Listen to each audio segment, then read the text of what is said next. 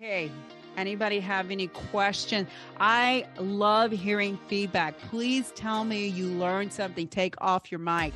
I love hearing feedback. I want to know if you have questions and what feedback you have, for sure. Anybody? Yeah, Kat, this is Michael. Can you hear me?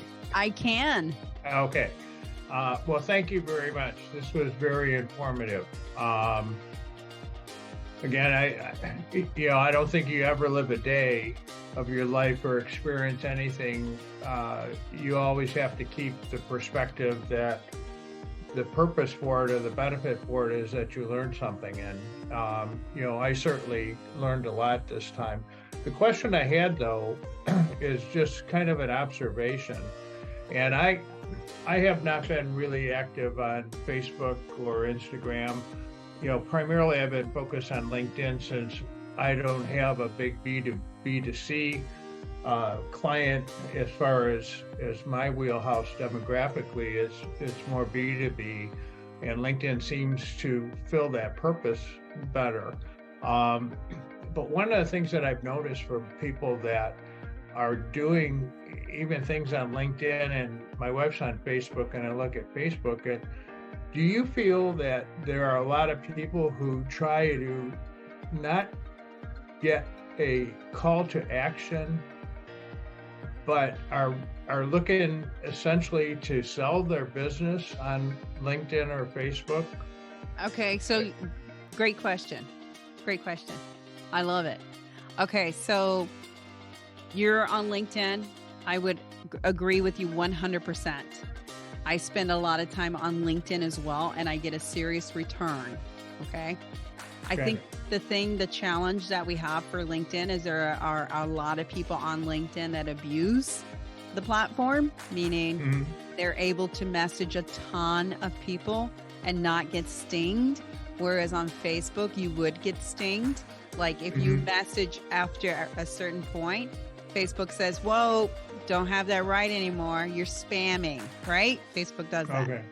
Yeah. And LinkedIn, not in there yet. Not in there. So people are able to use bots and spam people. Is it right? It's not right or wrong. It's how you respect the platform. Does that make sense? Oh, yeah. Yeah. Yeah. But I guess my question, it comes more down to content of what I see.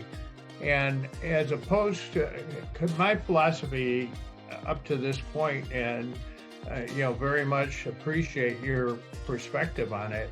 My philosophy has been with my presence on LinkedIn to provide enough of a compelling call to action to where I'm actually, what I want to do, my objective in terms of LinkedIn, obviously, as I think I put in the checkbox, is to get somebody to schedule one of these free 45-minute assessments.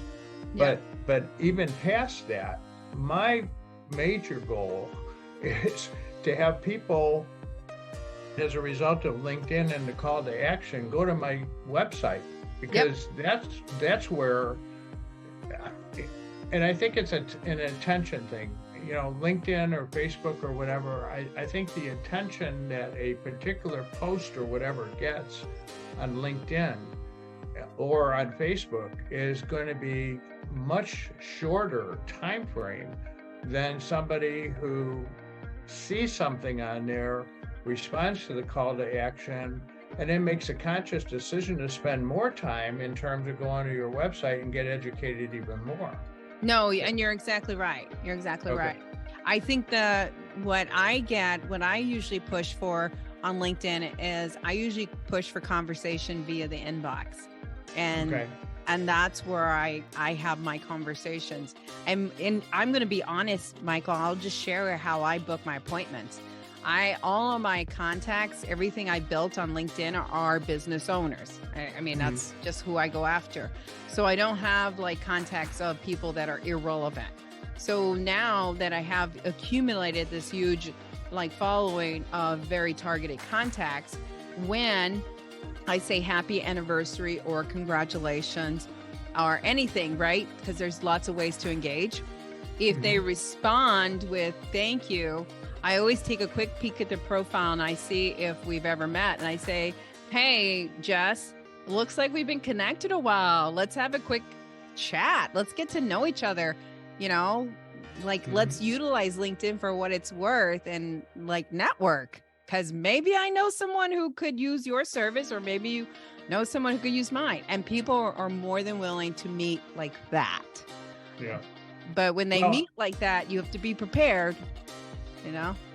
Well, and I'm glad you mentioned it, because part of my daily routine on LinkedIn is to go to my notifications and notify you of people's birthdays, of work anniversaries, of people who have changed jobs. Yep. And part of my daily routine is to always congratulate people on those events. And when they do respond, the only thing I haven't done is I've said it's my pleasure or you're welcome. I haven't done what you suggested, which I'm going to start doing in terms of trying to get a conversation going. Yep. Because here's the thing. And I always tell people in regards to LinkedIn and this, and Jess, I would imagine you would use LinkedIn as well, because you're B2B as well, is that make sure that, again, that you're qualifying them, right? You're qualifying them. Are they the title? Do they have a business? Or whatever it is your qualifications are before you do a coffee chat. Don't just do a coffee chat for everybody. Make sure that they're ideal, right? If they're the target, don't aggressively sell them. You soft sell them into a coffee chat first, because you have a strategy, you have a process, and you're going to take them through that funnel, right? Yeah. And that's what you want to do. And the problem with LinkedIn, with people that go on there and abuse it, is they just shove their product down their throat. Those people come like, oh, you just sold me. I don't want to be sold, you know? And I love using the example and think about this when I talk about this. I love the example of if I invited you, Michael, to my house, okay? So LinkedIn being your home, you know, if I invite you to my house, when you came and knocked on the door and I opened it, I'm not going to be going at the door saying, oh, buy this, buy this, buy this, buy this. That's what people on LinkedIn have been doing, right? No one does that. They don't do that. That's not realistic. They say, hey, Mary, hey, it looks like we have some things in common. It looks like you've been at blah, blah, blah for 10 years. Awesome. I'd love to hear more about that. It's a conversation, you know? Okay. Yep. Yeah. And very good. Yep. I promise you, you'll get more appointments if you do that. Okay. Well, I appreciate it. Yeah, no worries. Yeah. Anybody else have any questions or anything in regards to that? No? Okay, awesome. Well, thank you so much for your time. Thanks, everybody. And I hope. Thank you. Yeah.